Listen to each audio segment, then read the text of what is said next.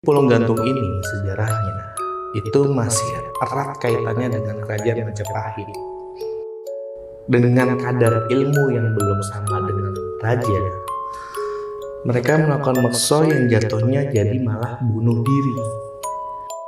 Mereka berubah menjadi api-api dan dia di sini bersumpah, aku akan mengajak orang-orang untuk mengikuti jejak saya.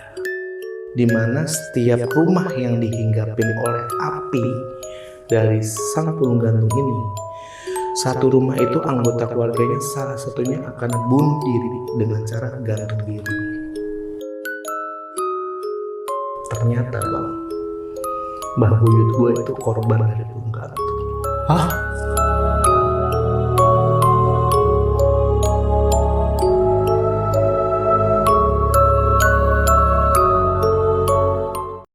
Assalamualaikum warahmatullahi wabarakatuh. Salam sejahtera untuk kita semua. Kembali lagi di channel Lonceng Misteri, masih bersama gue Gilang Ahaditya. Kali ini gue kedatangan seorang narasumber dari ngobrol.com. Yuk kita sapa aja langsung Bang Jambe. Apa kabar Bang? Alhamdulillah, gimana bang? Baik Bang, gue juga baik Bang. Lu gimana Bang? Ya gini-gini aja. Aduh, udah siap banget nih dia nih pakai blangkon sama bajunya udah adat banget. Kali ini lu mau bawain cerita apa nih Bang? Ya kalau sebenarnya cerita ini sebenarnya udah baru gue dapet juga sih sebenarnya tentang Pulung Gantung bang. Oh, tentang Pulung Gantung. Pasti kalian pada penasaran banget kan nih, gila. Sebelumnya gue mau nanya-nanya nih Bang, ngobrol.com itu apa tuh Bang? Channel apa tuh Bang? Jadi ngobrol.com sebenarnya awal gue bikin sebenarnya tentang ngobrol-ngobrol aja bang awalnya. Cuman kesininya kita bahas tentang mistis. Oke. Gitu. Jadi banyak video-video podcast juga ya? Apa ngobrol-ngobrol horor ya? Horor, pendakian, urban legend juga gitu bang. Tuh, buat kalian guys yang penasaran ya sama channel ngobrol.com, langsung aja mampir subscribe channelnya. Nanti ada di sini ya, link ada di bawah ini. Oke?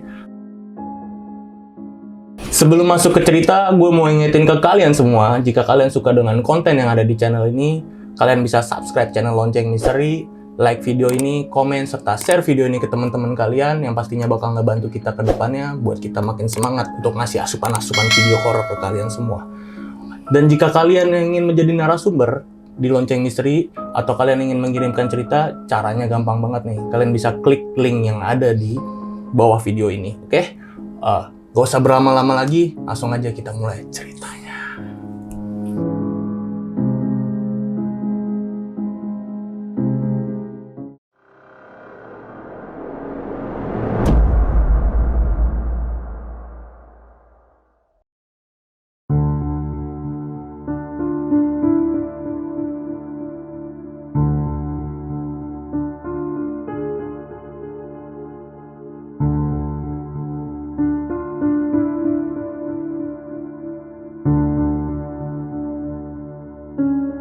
Sebelumnya terima kasih buat Bang Gilang dari Lonceng Misteri udah memperkenankan kita dari ngobrol.com Sama-sama Bang. untuk cerita di sini.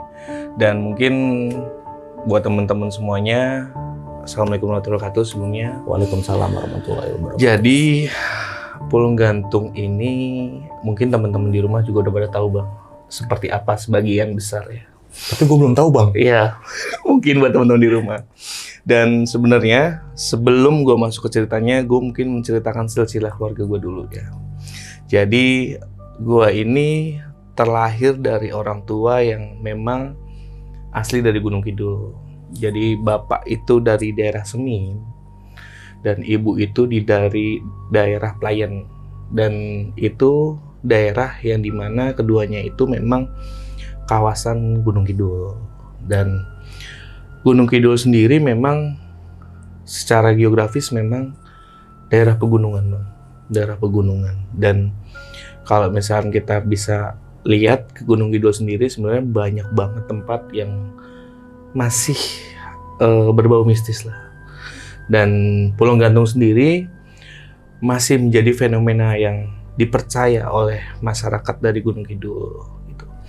Kita mundur ke belakang. Sebenarnya Pulung Gantung sendiri sebenarnya memiliki sejarah yang panjang. Sebelum yang kita tahu seperti yang sekarang orang-orang banyak tahu tentang Pulau Gantung itu sendiri. Jadi Pulau Gantung ini sejarahnya itu masih erat kaitannya dengan kerajaan Majapahit. Jadi pada zaman dahulu itu, waktu zamannya Prabu Brawijaya itu Mekso ya di Gunung Lawu, ini kan memang banyak dari prajurit-prajuritnya ini melarikan diri. Karena waktu itu posisinya lagi perang lah. Oke. Melarikan diri ke daerah Gunung Kidul. Nah, sesampainya di sana, banyak dari keturunan Majapahit pun yang melarikan diri ke daerah Gunung Kidul sendiri. Jadi bisa dibilang orang Gunung Kidul sendiri itu masih ada erat kaitannya dengan kerajaan Majapahit yang gue bilang di awal tadi. Nah, setelah prajuritnya ini melarikan diri ke daerah Gunung Kidul, ternyata sesampainya di sana mereka mengetahui tuh adanya kabar kalau misalkan rajanya itu udah Mekso. Jadi kalau istilahnya Mekso itu jadi dia kalau di agama Hindu ya, itu ada istilah reinkarnasi. Nah, Mekso ini ceritanya membebaskan diri dari ikatan reinkarnasi itu sendiri. Jadi dia udah nggak bereinkarnasi lagi. Jadi dia melepas dari ikatan duniawi. Itu Mekso. Dan di sini setelah prajuritnya ini mengetahui sang rajanya Mekso, mereka ini kayak pingin ikut nih saking setianya dengan sang rajanya. Jadi mereka mencoba untuk Mekso.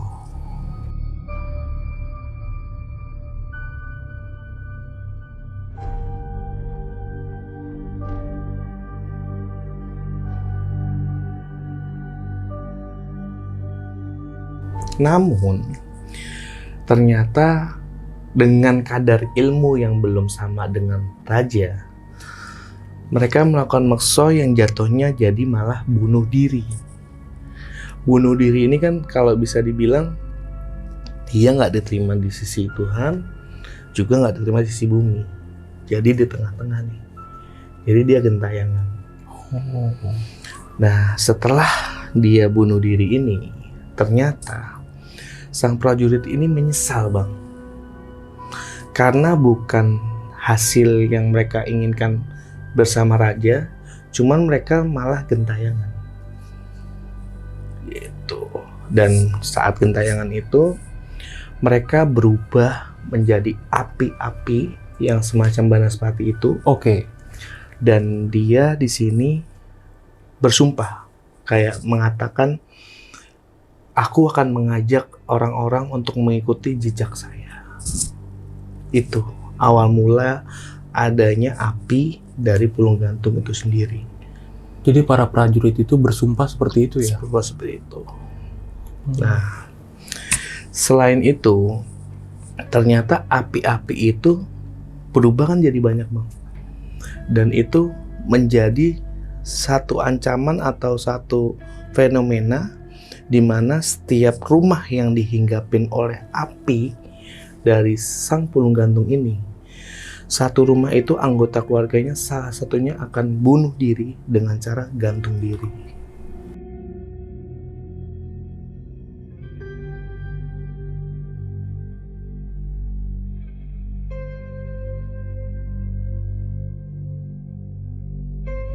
Selain itu ada beberapa ciri yang menjelaskan kalau misalkan bahwa si korban dari Pulau Gantung. Ini bisa gue jelaskan karena apa? Jadi ketika beberapa bulan lalu lah, di bulan November, ceritanya gue pulang kampung, Bang, ke daerah Gunung Kidul, ke tempat simbah lah. Nah, sesampainya di sana, memang gue sengaja untuk mencari tahu tentang Pulau Gantung ini seperti apa sih. Gitu. Ternyata, Bang, Mbah Buyut gue itu korban dari Pulau Gantung. Hah? Mbah Buyut abang korban? Iya, gitu. Nah, Setelah gue tahu kalau Mbah Buyut itu korban, gue kaget sama kayak lu barusan. Gue kaget, jadi kok bisa ya? Kok bisa ya gitu? Kayak kebetulan ya, Iya. abang lagi mau nyari tahu ternyata. Malah dibuka jalannya gitu. Oke. Nah, di sini akan gue ceritakan kisah dari Mbah Buyut gue, korban dari Pulung Gantung itu sendiri. Jadi memang waktu itu di sore-sore hari gue ceritanya lagi ngobrol-ngobrol lah. Kan kita udah lama nggak ngobrol-ngobrol dari Jakarta. Kita udah lama nggak pulang, Udah ya. lama nggak ketemu ya. Bersengkrama lah biasa. Dan setelah ngobrol-ngobrol itu, gue tanya tentang Pulung Gantung. Ternyata Mbah Wetok gue, mbah perempuan gue, bilang, "Le, Mbah Buyutmu mbiyen ki korban. Suka Pulung Gantung, Le." Merinding gue nih, Bang. Jadi, Simba tiba-tiba ngomong gitu. "Apa iya, Mbah?" "Iya, Le. Tadi ceritanya piye?" Jadi, ceritanya itu Simbah itu waktu itu, Mbah Buyut ya. Mbah Buyut ini tinggal di satu desa di daerah Semin itu, dan tiba-tiba ada satu warga nih yang melihat api di satu rumah dan ternyata jatuhnya di tempat Simbah Buyut. Dan warga serempak bilang, "Iki Pulung Gantung, iki tenan, iki Pulung Gantung." Dan warga berbondong-bondong coba mengamankan rumah Simbah ceritanya.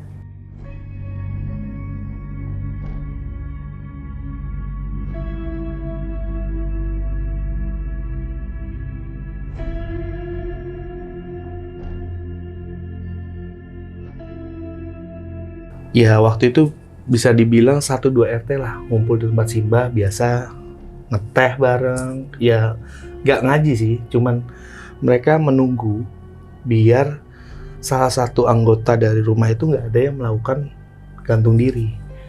Karena warga udah percaya ketika ada bola api itu jatuh di satu rumah, hilang di satu rumah itu, pasti mau gak mau satu dari anggota keluarga itu akan bunuh diri dengan gantung diri. Gitu. Nah, setelah itu warga berkumpul di rumah Mbah Buyut. Nah, mereka ngumpul tuh katanya sih habis Isya atau habis maghrib gitu. Ngumpul berbondong-bondong di rumah Simbah. Mereka meyakini kalau udah dijaga nih, insya Allah nggak ada kejadian apa-apa lah.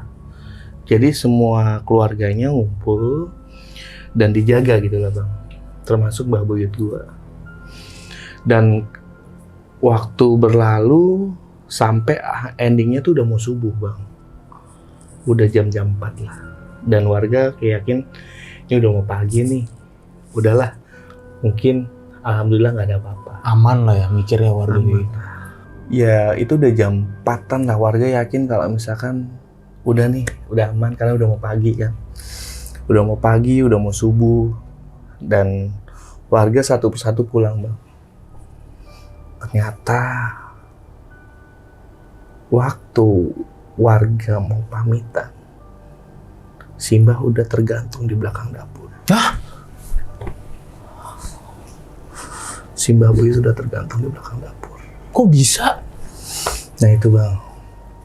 Itu posisinya udah melet, lidah keluar, dan endingnya lidah keluar udah biru, dan warga yang tadinya satu persatu pulang kembali lagi ke rumah Simbah.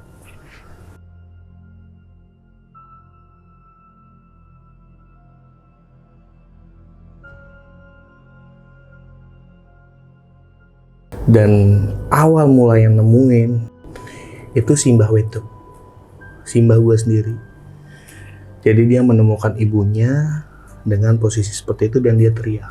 Jadi warga kan langsung pada datang ngumpul. Pelan-pelan si Simbah diturunin dari gantungan itu dan ditidurkan di depan ruang tamu lah. Dan di sini ada satu fenomena lagi yang mungkin kita nggak mungkin bisa percaya gitu loh. Jadi di zaman dulu tuh ada otopsi, Bang. Tapi secara tradisional. namanya istilahnya senggro. Senggro. Senggro itu adalah cara untuk kita tahu si korban yang meninggal itu karena apa. Tapi dengan cara diajak komunikasi. Komunikasi Secara ucapan. Nah, datanglah pemuka adat, dia melakukan ritual dan melakukan senggro itulah. Diajak ngobrol si Mbah Buyut yang sudah meninggal. Kowe ngopo iso gantung diri? Jadi si Mbah Buyut ini cerita dia bisa gantung diri karena ada bisikan nih bang. Ada bisikan yang coba bilang ke dia, wes dang mati wae. Wes dang mati wae. artinya? Udah mati aja. Udah mati aja. Nah, bisikan itu yang bikin dia gantung diri. Tapi ternyata ada satu alasan yang bikin Simbah bisa gantung diri. Dia berpikir dan malu karena ternyata dengan usianya yang udah beranjak tua, dia hamil di luar nikah. Jadi ada tetangganya, dia bilang, aku ki isen karo anakku karo tonggoku. Mergo aku saiki isi. Dadi eneng tonggoku sing metengi aku. Jadi dia bilang ada tetangganya nih yang menghamili dia.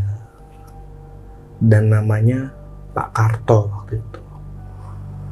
Nah, Pak Karto nggak lama dipanggil ke rumah Simbah. Apa betul yang dibilang sama Simbah? Ternyata betul. Mereka sudah berhubungan dan ternyata Simbah lagi isi dan Simbah malu dan akhirnya dia gantung diri. Itu.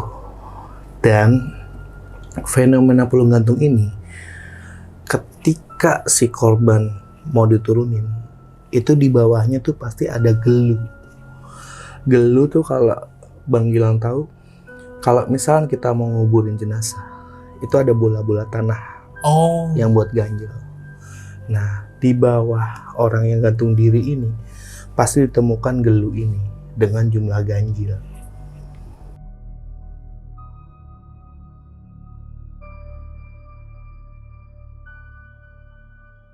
Bisa 1, bisa 1, 3. 3, 5. Dan itu paling banyak biasanya 5 sih. Dan itu nggak tahu datangnya dari mana. Nggak tahu datangnya dari mana. Jadi ketika kita gali di bawah kakinya dia, itu pasti ditemukan gelu. Itu ciri-ciri pulung gantung. Nah, satu lagi, ketika si korban itu madepnya ke barat atau ke timur, arah mata angin itu yang menunjukkan korban selanjutnya. Itu. Jadi kayak berantai gitu ya. Tuh. Dan di sini biasanya setelah korban sudah ketahuan gantung diri ini, biasanya satu desa itu akan menggelar ruatan yang gunanya untuk bersih desa lah. Dan ruatan itu bisa berupa wayang, selamatan bareng-bareng.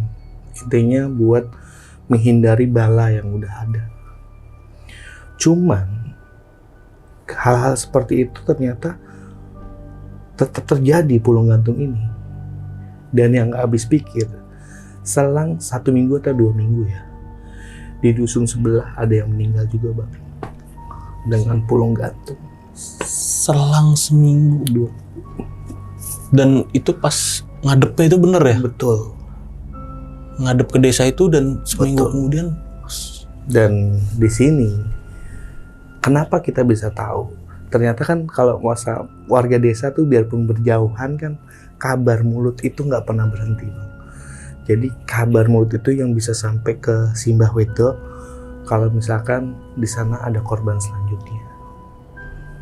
Dan pulung gantung ini kita nggak bisa minta, kita nggak bisa berhentiin. Itu bang. Nah, setelah ngobrol-ngobrol sama Simbah Wedok ini, ternyata ada satu kisah yang lebih menarik bang. di mana di Purwokerto itu ada orang gantung diri dengan ciri-ciri pulau gantung.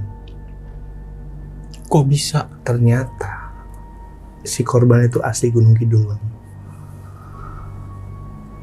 Oh, jadi nggak mesti pulau gantung itu di daerah Gunung Kidul. Yang penting asli Gunung Kidul. Oh, Seperti Bang Jambe. Kayak gitu, Bang. Dan pulau gantung ini sebenarnya bukan apa ya? Bukan dengan gantung diri yang ikat banget gitu, enggak. Ada satu kasus di mana itu belum lama sebelum gue pulang, sekitar 2 bulanan lah. Jadi gue pulang sebelum 2 bulan itu ternyata ada kejadian pulau gantung. Di daerah? Di kampung gue juga. Di kampung gue juga, dan itu ceritanya ada satu simbah-simbah lagi ngarit lah. Ngarit itu nyari rumput buat sapi dan nyari kayu juga. Dan dia ditemukan rapiah yang terikat di sini. Cuman nggak menggantung, Bang. Ini ada dahan pohon diikatin gini doang dan dia senderan aja. Hah? Itu nggak menggantung. Kok bisa meninggal ya? Tapi meninggal. Dan memang setelah dicari tahu, ketika tanah di bawahnya itu digali, ditemukan gelu juga. Dan memang anaknya bilang kemarin juga ada kayak api di atas rumahnya. Cuman biasanya warga tuh setelah melihat api itu akan membunyikan lesung padi atau kentongan. Sebagai pertanda lah ya? Sebagai pertanda dan sebagai ngusir lah, gitu.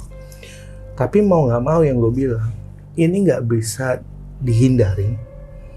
Kita nggak bisa nyangkal kalau emang jatahnya lu mati. Itu sampai sekarang tuh, Bang. Masih sekarang. Jam merinding gue. Dan itu fenomena yang benar-benar jadi apa ya? Bukan ketakutan iya, cuman jadi pelajaran penting buat orang-orang Gunung Kidul. Kenapa sih bisa sampai pulau gantung ini sampai sekarang masih ada gitu? Karena data menyebutkan di tiap tahunnya itu kasus pulau gantung bisa sampai 20 atau 30 kasus, Bang. Tiap tahunnya? Tiap tahunnya sampai sekarang. Gitu. Dan memang kalau misalkan korban pulau gantung ini biasanya diikutin dengan hal-hal yang membuat depresi lah. Entah masalah ekonomi, entah masalah keluarga, atau masalah-masalah yang bikin dia depresi lah. Dan hal itu yang membuat apa ya, peluang buat bisikan-bisikan itu. Jadi pulau gantung ini berupa bisikan yang membuat seorang itu jadi tahu-tahu pingin gantung diri. Gitu, Bang. Berarti ada pemicunya ya? Pemicunya ada. Makanya gue sempat cari informasi lah dari Pak RT waktu Pak Dukuh. Kalau di kamu namanya Pak Dukuh ya. Gue tanya kasus pulau gantung itu yang terakhir benar yang 2 bulan lalu, betul. Dan gue tanya kenapa? Pasti ada hal-hal yang diikuti dengan yang gue bilang tadi kan. Ternyata setelah dicari tahu anaknya tuh hamil di luar nikah. Bapaknya malu. Jadi dia gantung diri. Memang ada alasan-alasan yang bikin seseorang itu jadi depresi dan akhirnya gantung diri. Cuman ada beberapa kasus yang buat orang itu berhasil nggak jadi gantung diri. Jadi ketika dia mau gantung diri, udah keburu ditangkap dulu. Jadi nggak jadi. Cuman ketika si korban ini nggak meninggal atau nggak mati ya, jatuhnya jadi kayak orang linglung, Bang. Setelah kejadian dia ditanya nggak mau jawab. Ditanya kenapa nggak mau jawab. Mungkin selang sehari atau 2 hari baru bisa. Cuman kayak nggak seutuhnya. Jadi kayak fisiknya ada, jiwanya nggak ada. Tapi rantai itu pun tetap berputar, walaupun si orang itu gagal mati ya? Betul. Dan sampai sekarang pun Pulau Gantung tuh masih jadi fenomena yang terkenal banget di Gunung Kidul. Dan orang-orang percaya dan orang-orang yakin Pulau Gantung itu masih ada. Gitu. Dan satu kasus lagi terakhir, nggak lama sih ini. Itu ada korbannya yang tadi kan rapinya cuma ditempelin ya. Iya. Itu ada yang biasanya cuman tali benang jahit. Benang jahit. Benang jahit bang. Tapi bentuknya kayak mau gantung diri. Itu diikat di kasur kan ada kayunya ya. Yang kayunya itu Ya. ya pinggirannya ya. Iya. Itu menempel di pinggiran kayu dan posisi udah meninggal. Jadi nggak yang mesti menggantung di atas gitu loh bang. Semisteri itu Pulau Gantung bang. Gitu ya. Kok bisa ya? Sampai sekarang pun gue juga kalau pulang kampung tuh kalau bicara Pulau Gantung sendiri itu masih jadi hal yang tabu bang. Banyak warga nggak mau cerita, banyak warga nggak mau ngasih informasi karena apa? Mereka takut ketiban apesnya. Nah, masuk akal. Gitu. Jadi memang masih hal yang udah deh nggak usah cerita, udah deh nggak usah nanya-nanya kayak gitu bang. Jadi gue mendapatkan informasi ini juga karena si Mbah Wedok yang menceritakan sendiri ternyata Mbah Boyut itu pernah jadi korban Pulau Gantung. Gitu. Jadi ibarat kata, gue percaya karena Mbah Boyut gue sendiri jadi korban Pulau Gantung itu sendiri. Gitu bang.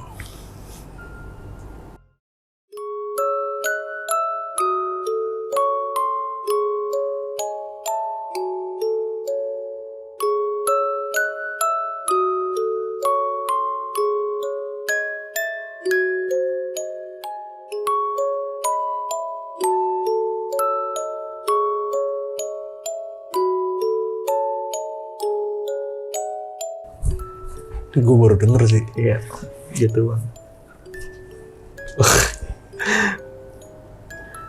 Jadi gini Bang Jambe, ada yang mau gue tanyain Bang dari cerita-cerita siap. dari Pulau Gantung ini. Berarti Pulau Gantung ini ada pemicunya, kondisi psikis si korban, berarti ya kan? Nggak mungkin orang yang masih katakanlah Bang Jambe fresh aja nih, nggak ada pikiran apa-apa, nggak mungkin bisa langsung kena kan? Betul. Oke, betul. Jadi memang kalau boleh nambahin bang, sebenarnya semua tuh harus didasari dengan iman sih. Jadi ketika kita jadi orang yang beriman, kita percaya kepada Tuhan dan Allah gitu ya. Jadi kita lebih punya dasar gitu loh. Dan info tambahan lagi, setelah gue ngobrol dari Pak Dukuh itu, ternyata dari Pemda setempat sebenarnya udah banyak melakukan penyuluhan ke warga-warga tentang hal-hal yang membuat depresi. Karena banyak banget Pulau Gantung ini jadi satu materi psikologi. Oh, Gitu. Jadi materi-materi mahasiswa atau apapun banyak membahas tentang Pulau Gantung ini karena erat kaitannya dengan psikis yang gue bilang tadi. jadi banyak malah dijadiin bahan skripsi atau Ada. karya ilmiah. Ada, ya? betul bang. Gitu. Dan gila sih. Kalau ada lagi nih Bang, kan tadi seperti yang Bang Jambe bilang nih, kalau nggak mesti meninggal itu kegantung kehabisan napas gitu kan, tapi kadang benang jahit pun bisa kan, dan itu ketika ada otopsi atau apa gitu dikatakannya bagaimana Bang? Kehabisan napas tetap. Kalau misalkan secara medis, itu biasanya ada istilah jantung, angin duduk. Dokter biasanya mengatakan seperti itu. Cuman dokter pun kadang tahu yang bisa gitu ya, yang peka gitu ya. Ini korban Pulau Gantung. Berarti nggak mesti lehernya kecekek kehabisan napas betul, ya? Betul. Bisa jadi memang kalau misalkan tadi di awal gue bilang, dia akan mengajak orang, mengajak korban lah untuk menemani dia, si prajurit ini. Sejarahnya kan seperti itu. Jadi Pulau Gantung nggak yang satu bola api gitu, nggak. Jadi kan ini prajurit bang. prajurit banyak. Jadi bola-bola api ini banyak. Sampai ada satu tempat yang nggak bisa gue sebutin, itu jadi kayak kerajaannya Pulung Gantung. Gitu. Mereka biasanya ada di gua-gua atau di pohon-pohon besar. Seperti itu. Dan juga yang menarik, nggak mesti di Gunung Kidul ya. Dan Ya. dia ini berarti targetnya memang orang asli Gunung Kidul seperti Bang Jambe. Betul. Aduh Bang, gue jadi ngeri Bang. Ya, makanya Bang gue bilang kita mesti punya iman, kita punya dasar iman. Kalau misalkan semua itu kita dasarkan dengan iman, insya Allah lah Allah tahu. Soalnya di Purwokerto juga kena loh. Nah itu. Iya, itu menarik sih. Dan yang gue bilang tadi, Simba tuh bilang, "Len, yang Purwokerto wae neng kok tonggo kene keneng." Jadi tonggo sini ada yang kena, padahal dia lagi di Purwokerto.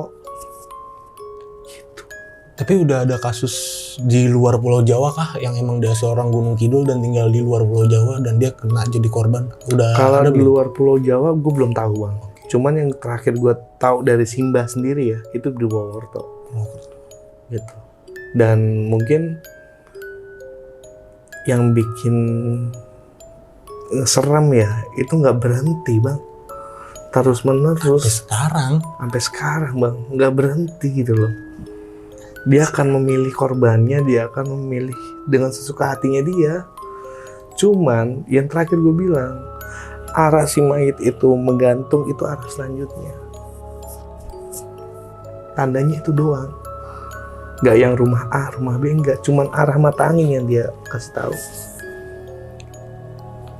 Dan lagi juga orang sono pasti kalau ada orang Gunung Kidul berarti kalau ada bola api gitu udah tahu pasti Pulung Gantung. Kalau Iya. orang sini kan selain Gunung Kidul Iya, santet, benar, atau benar, apa ada Banaspati benar, santet nih. Orang sana udah pasti tahu Pulung Gantung. Bener. Gitu. Oh my god. Jadi memang kenapa ya bola api itu sangat jadi fenomena yang menarik buat di Gunung Kidul, karena apinya itu beda Bang. Apinya beda. bentuknya beda. Jadi kalau api Banaspati itu kan api yang kita tahu Banaspati ya. Iya. Jadi apinya itu kayak ada ekornya Bang. Nggak yang bola api utuh. Jadi kayak ada ekornya. Dan kalau Banaspati ketika dia bola api kan akan berubah dengan wujudnya biasanya. Iya. Entah berubah jadi orang atau apa, tapi berapi ya. Ini nggak bentuk sosok, cuman api. Tandanya. Pito aja.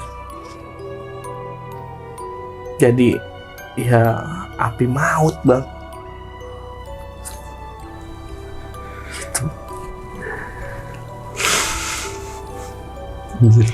Ya mungkin gue habis ini langsung riset nih, langsung penasaran dulu deh. Gila nih. Gitu Bang. Tapi dari penjelasan Bang Jambe yang memang asli orang Kidul ya guys ya, asli orang Gunung Kidul nih yang cerita langsung nih, ini mind blowing sih, Iya. parah nih. Ya mungkin kalau sebagian orang yang bukan orang Gunung Kidul, ketika tahu tentang Pulung Gantung pasti nggak akan percaya Bang. Karena masa sih seserem itu? Iya seserem itu. Karena kita sebagai warga asli Gunung Kidul pun itu jadi fenomena yang tabu buat kita sebenarnya. Karena itu yang tadi gue bilang, apesnya bakal kerasa buat kita. Cuman balik lagi, di sini gue menceritakan informasi ini sebagai informasi buat teman-teman di rumah. Jadi dasarnya, hikmahnya apa sih kayak gitu. Kan kita intinya keimanan aja Bang. Dimanapun kita kalau dasarnya iman dan bertakwa, alhamdulillah kok. Gitu sih Bang. Ya, jadi ada sisi positif yang kita ambil dari suatu cerita, yaitu Iya. tadi ya, Iya. dari cerita Pulung Gantung ini ya mau nggak mau iman kita harus kuat sih. Betul Bang, dimanapun kita berada sih. Gitu, karena memang dasarnya kalau udah ada, kita mau bagaimanapun kondisinya, insya Allah kuat sih Bang. Gitu.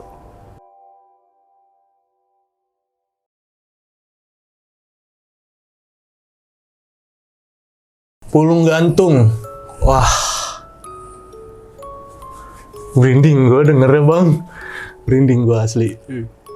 Karena yang tadi gue bilang pas lu awal, itu kan lu mau cerita Pulung Gantung, Ya udah, gue nggak mau dengerin ceritanya. Biar ntar aja gue dengerin langsung. Gue juga nggak mau nyari tahu nih belum. Biar gue dengerin langsung. Ini gila sih. Oke. Oke Bang Jambe, buat sahabat-sahabat lonceng nih ada pesan-pesannya nggak nih tentang Pulung Gantung ini? Ya, buat sahabat lonceng dimanapun berada, dan sebenarnya dari cerita Pulung Gantung ini mungkin nggak serem, nggak yang kita ketemu apa, cuman jadi misteri yang masih berlaku di Gunung Kidul sampai sekarang. Dan misteri itu belum terjawab. Terjawabnya dalam arti, itu sebenarnya beneran sosok apa sih yang bisa merenggut nyawa? Dan orang dengar bisikannya tuh langsung bisa mau gantung diri. Tuh merinding. Gitu. Jadi intinya buat teman-teman di rumah, dimanapun kalian berada, selalu siapa agama kalian, apapun agama kalian, kalian pasti diajarkan tentang gimana caranya kita bisa bertakwa kepada Tuhan. Dan hal-hal seperti itu bisa menjauhkan kita ketika kita depresi, ketika kita punya pikiran yang memberatkan hidup kita baliknya lagi ke siapa sih kalau bukan ke Tuhan. Dan ketika kita semua dasarnya Tuhan, insya Allah kita terhindar dari hal-hal yang membuat kita jadi punya keinginan yang seperti Pulung Gantung ini. Karena kan sebenarnya fenomena bunuh diri ini kan nggak terjadi di daerah Gunung Kidul aja Bang. Banyak. Kayak di Jepang, kita ada tahu hutan yang dimana dipakai itu buat sarana mereka bunuh diri. Air terjun juga di sana. Betul. Dan sebenarnya banyak tempat, tapi kalau ketika kita dasarnya punya iman, insya Allah aman. Gitu ya sih Bang.